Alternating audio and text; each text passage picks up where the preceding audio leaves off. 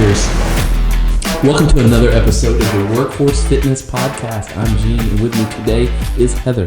Hey everybody. What's up? It's Heather. Hey. My name's Heather. Siri's recording everything I said. Isn't that weird? So, Yeah. you had a topic? Yeah. We were having... I'm going to steal your thunder. Go ahead. Go for This is it. where I ask you a question and then answer it. That's the topic for another show. So we were talking literally yesterday, which In the this parking is like lot. 2 weeks probably after you watched it, but we're talking about people that suck. But specifically like toxic relationships, toxic people. And toxic's a super harsh term. Yeah. And it gets thrown out a lot, and you use the term toxic and you think like it's the worst person ever. But not really. They don't always have to be the worst person ever, right? But it could be someone that just sort of In the harshes word, your mellow. in the word of Drake, don't steal my energy. Yeah, right? Yeah, that's a good one. I think, we've had this Energy conversation. vampire. Yes. Or there's those people, but there's also the people that a couple of people that we've talked about. Yeah. Is that you don't know it until much later on. And you give them the benefit of the doubt, Yeah. give the benefit of the doubt, Right. give the benefit of the doubt, and they show their true colors at some point. And you're like, wow. And it's hard because you want to believe in people. Yeah, or you could also grow individually. Yeah. Right? You could outgrow Right. someone else's Yeah. personality because you had that same personality, so Yep. you were together and you outgrow it. You're better. It's sort of egotistical to say, but No, you just you have improved yourself to the yeah. point where you no longer need to sit around in a circle and bitch. There's sometimes, people come and go in your lives Right. for a certain reason. And that's something I've been facing a lot with running a campaign is that I'm, politics as usual. I don't, I hate to say I'm a politician, but I guess I am now. But the way I look at it is I don't go back on my word. And Yeah. you find out really quickly who your Trying to trigger me? true friends are. Am I triggering you a little bit? Why? One of my, I don't have a lot of pet peeves. I don't even like that term. Pet peeve is a pet peeve. But if I had one, that I would be like, that is something that drives me absolutely goddamn insane every time someone does it, is when they just don't do the thing they told you they were going to do. Yep. And I know that's like a general term, but let me give you a scenario. Let's say you're going to meet someone somewhere for something. Oh, yes. And then you show up at the designated time. And then 5 minutes after you were supposed to meet this person, you get a text that says, can't make it, something came up. Yeah. That Does not do well. I will stop being your friend almost immediately. Well, I guess not, but after 5 years I will. But Yeah. it drives me insane. Yeah. I imagine that drives most people insane. If you're the person that does that to someone else, you should go smack yourself in the face. Yeah. Because you're not a good person. No, it's complete lack of respect for the other person. I have strong feelings on it. I can tell it did trigger you. So for me, it's people going back on their word. Right. Politics. Oh, Politics are not Right. dude, just do what you say you're going to do. Yeah. And it may not be, it just shows your true colors. Yeah. And I want to be clear. It's not like I'm not talking about big world-changing lies. Yeah. You're referencing politics, not you said you'd fix healthcare and you get elected and you don't worry about healthcare. Yeah. That's annoying, but Yeah. I'm talking about all the little things, Yeah. where you're I'm going to bring this thing for you and then you never do it. Yeah. Or I'm going to meet you somewhere and you never do it. So let's Just talk little shit about like that. Let's talk about how trying to keep those people in your lives affects your energy and again, you said you've shown me you've stuck up to these people. In some cases, politely be like, hey, look, I took time out of my family schedule to meet with you. And because of that, I can't meet with you again. I can't, because I have Yeah. taken time out of my life Yeah, to. it sucks. You ruined my Yeah, day. you ruined my day. Like I had to reschedule so, everything. Yeah, so we can back up a little bit. So it's sort of part of this martial arts journey. Mm-hmm. It's sort of what kicked it off, and I'm not kidding. I know it sounds like some samurai wizard bullshit, but like seriously, it's part of that training. Now, those guys, they like you think about someone going off to war or like the ancient samurai or whatever, right? Mm-hmm. They were not worried about dying because they had taken care of their shit. That's why they were in that position. So then they could do their job better, which in their case was, murder and war and stuff. But that's not what we do. We live in the real world. Yeah. But I kind of borrowed some of those tenets. So before my first black belt test and even after this one, I made sure and took time. Because what's the one thing that really sucks? Let's put us in a really negative, bad situation. Let's say like you're a parent or a grandparent and they pass away. And let's say you haven't spoken to them in like a year. Yeah.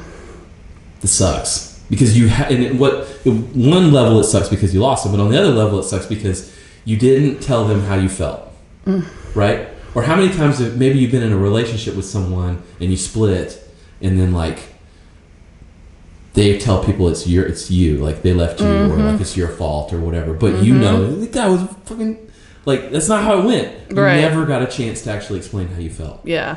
So I took time and I did that. Yeah. But not in a negative way. It's not like I wrote letters to people, but it wasn't like I wrote letters like, you suck. Here's your letter. I did it in a positive way. I made sure and told people, like I told my father how I felt about him. I told my wife, told my kids. I gave them these letters that like, this is how I feel about them. And it was, it was positive, but I feel really good. So lately, and that's a long story, I've been trying to apply that on a smaller level with things like that, like specifically with like these toxic people, where someone, like you said, doesn't show up when we said we would. I will let them know, not in a shitty way, right? Not like vindictive, but just, hey, I didn't spend time with my family today because we were going to do this thing together, and you just blew it off. So let's talk about specific types of toxic people. Ooh, I have a post. I know, I saw that, and I want to kind of go through because, and why we're talking about this is because it's not just about politics or friends meeting up for a beer. Right. This can permeate all the way through your career and you taking career moves. It could go into like why you're not showing up at the gym or taking care of yourself. Last episode said why you're not showing up at the gym. Yeah. See, so full circle. It's all full circle and it all feeds into they can literally block goals. your path to self-improvement. Because they don't want you to improve. Yeah, that's part of the psychology. They don't want you to be better. How many of you have friends who say, why are you working out? Yeah, why are you going to the gym all the time? Why are you working on those things? Or you get into a relationship and you course? stop going to the gym. Yeah, because the other person doesn't. Right. And you feel bad for what? Focusing on yourself? I never understood that one. Yeah. You should double down on that stuff. Bring them up. Don't let them pull you down. Yeah, I've had boyfriends in the past because I've always worked out, and they're like, "Why do you got to do that so much, dude?" I'm like, "I will always do this. So if you don't like it, then you gotta deal with it." So this post has 6 types of toxic people, and you'll find that I think a lot of these aren't like, like I said, use the word toxic. You think like somebody might murder me, but we're not necessarily talking about that. The first one, and you're gonna think of examples, but I'm gonna try not to blurt out names. The energy drainer. Oh my gosh. Yeah, and this one is legit. Ooh. They make you feel tense. They put you down for no reason. Can't be happy for others' good fortune. Like, oh my gosh. I know I'm around some people like that. I got one I can think of top of my head really easy. Right. And it's palpable. But, there's something about this too. You might not be that type of person, but some of the things you might say can be that way, like unintentionally. So you should definitely check yourself about draining the energy around you. Like, for example, when you're working out, right? You can approach a workout. Oh, yeah. Really super negative people. Yeah, and you can be like, this is going to suck. But you can also sort of share in that. Like Yeah. everyone's like, yeah, we're gonna do it anyway though. Or Right. you can like literally like make the floor terrible for everyone because you won't shut up about it. All right. The fake complimenter. Oh my. Gives you fake compliments, lacks empathy, puts you in uncomfortable positions. Yeah. You guys thinking about somebody? That's kind of annoying. All I right. can think of one person we both know. Yes. The pessimist talks down to you to make themselves feel better, only cares about themselves, tries to talk you out of your dreams. Yeah, that's a legit one. And here's a I don't know if this is the same in women, like a woman to woman relationship, but for men to men relationship, this is definitely a thing where let's say I'll do something, or me, whatever, someone else or I will do something pretty cool, like have worked really hard and overcome some obstacle or done this thing, and that person, they just can't be happy for you. Yeah. They have to make like a snarky comment about Yeah. it or whatever. You got to check that because that person is not your friend. And that's hard not to. You hear that, it hits you, and you're like, Ouch. and you may laugh at it at first, be like, oh, Yeah. that's funny, Yeah, and then funny. later, You then made a later funny on, joke about the thing I Right. worked really hard about. and then later on, you're like, wait a second, that's about him, not me. Yeah, why did he make that joke? So most time, I mean, people are just projecting on you because of their own insecurities. Yeah, is that a thing for like female relationships? How does that manifest? That's literally how it manifests itself for like men. But Yeah. No, usually really. we just talk behind each other's backs. It's not as direct. the criticizer doesn't support you in your decisions, criticizes every move you make, makes you feel like you can't do anything right. Oh gosh. That's really bad. Hopefully you're not. Hopefully you're not dealing with any friends that do that to you. That's bad. I hope not. That sounds like a really bad relationship. Yeah. That sucks. All right. The manipulator. This one here Ooh, yeah. tries to control everything. I can't read. Pretends to like you and other people. Wants to make every decision for themselves and others. That's a tough one. Yeah. But there's always that one person in your group. Have you ever noticed that? Yes. There's always that one person that's got to like complain about dinner, Yeah. or complain about the movie. Not happy about anything. Yeah. Yeah. Why do we invite those people? I don't know. Because I we're never trying to be did. Someone nice. else did. Because you believe in the greater good of people. The victim blames others for their misfortune, constantly seeks attention from others, talks mostly about their excuses for failing. That one right there is Ding, ding, probably ding. the biggest of all of them. Yeah. That hits me the most or the hardest. Yeah. Because, I mean, how many times are you around that person that just can't seem to get their shit together? There's always something wrong. But it's okay to have something wrong. Yeah. But I think sometimes that person in particular really likes things to not be right. They sort of get an identity from always having to deal with stuff. Those are all people. That's a lot. That's a lot. And I'm 6 guilty. examples. And I'm guilty of some of that sometimes too. I think that's the big. That's That's the big reason why I'm even bringing this up. yeah. Is that that's not like if you know someone and you immediately think of them as this, it's a problem for them. You should probably definitely cut them out of your life. But like, it's not like there's one person that's always like that. We Right. all have like degrees of this, Multifaceted. right? Yeah, yeah. And it's like just kind of we bring Yeah. it up to kind of be aware of the shit you say. And people that you keep around you. Yeah, because if you're gonna own it and actually get better, you've gotta not do these things to other people. Yeah. First and foremost. And how we see that permeate into the gym is that certain people in your lives hold you back. And they Yes. don't want you to succeed. They don't want you to look better than them, lose more weight than them. I see that a lot with women. Okay. A visual, like, I don't want them to be more attractive than me. Wow. Like, that's a thing. It's like a competitive thing? Competitive thing, yeah. Wow. So it's, I've seen that, and we've talked to a lot of members who deal with that at home with their families. Yes. And, your family is your family. You can choose who you keep in your lives, though. We can talk about, it's a different podcast, my family, but, you can choose who you have in your life.